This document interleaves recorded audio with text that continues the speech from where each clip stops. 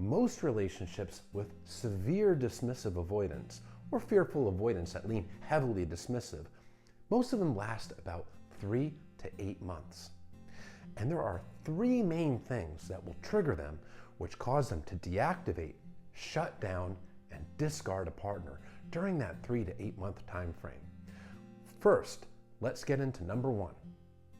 The top trigger is emotional closeness, emotional intimacy.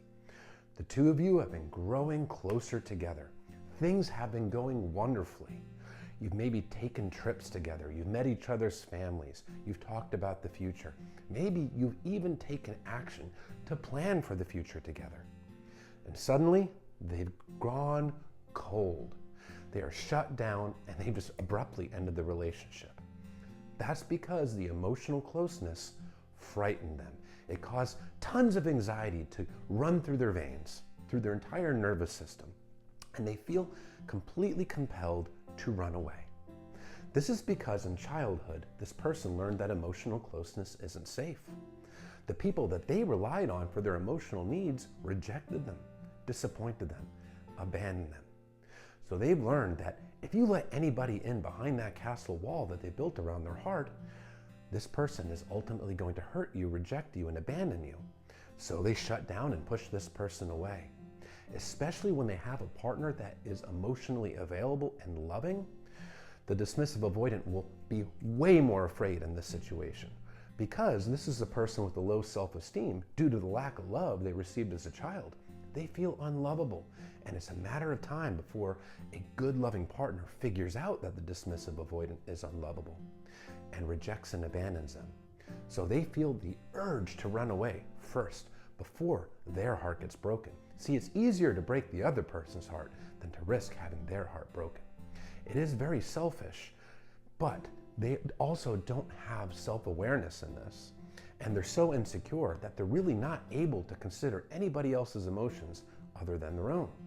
Okay, let's get into number 2. The number 2 trigger is any kind of disagreement, any kind of conflict, even a small thing about, hey, I like Italian food, but you prefer Chinese. Something that small can trigger them into thinking that the relationship is fundamentally incompatible. This is because they fear conflict. They associate conflict with rejection and abandonment. Again, goes back to childhood. When they expressed their wants, their needs, their feelings as a kid, they were dismissed, rejected, if not even reprimanded. So any kind of disagreement seems insurmountable. It feels overwhelming and fundamentally incompatible. And they will run away and use this as an excuse as to why the relationship has to end. Okay, now the third trigger. The third trigger is your expectations, your wants, your needs, especially if you laid them out there. This is a person that was unable to meet the expectations of their parents or caretakers as a kid. They were always held to this perfect standard and never really truly able to meet it.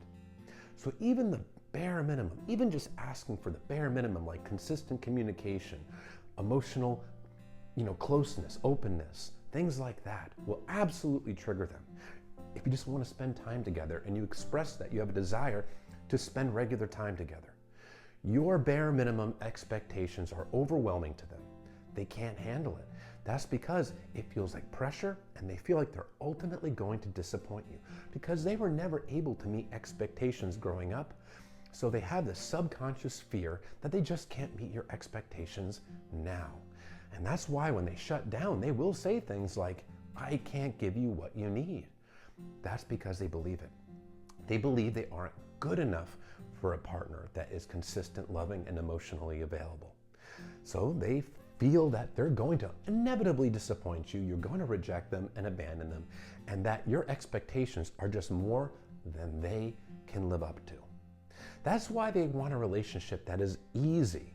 Dismissive avoidants love easy relationships, but these easy relationships that they're looking for really don't exist. The easy relationship that they want is one where there's no emotional vulnerability and no expectations put on them whatsoever. Also, no disagreements, no conflict, where they can come and get the validation that they want because they're very insecure, they need that external validation, and they don't have to give anything in return other than the occasional breadcrumbs when they feel like it. but that relationship simply doesn't exist. So closeness, conflict, and your expectations, those are the top 3 things that will cause the dismissive avoidant to generally shut down between the 3 to 8 month mark and completely discard a partner. It's not that you did anything wrong. It's that this person feels like they're not good enough to keep you.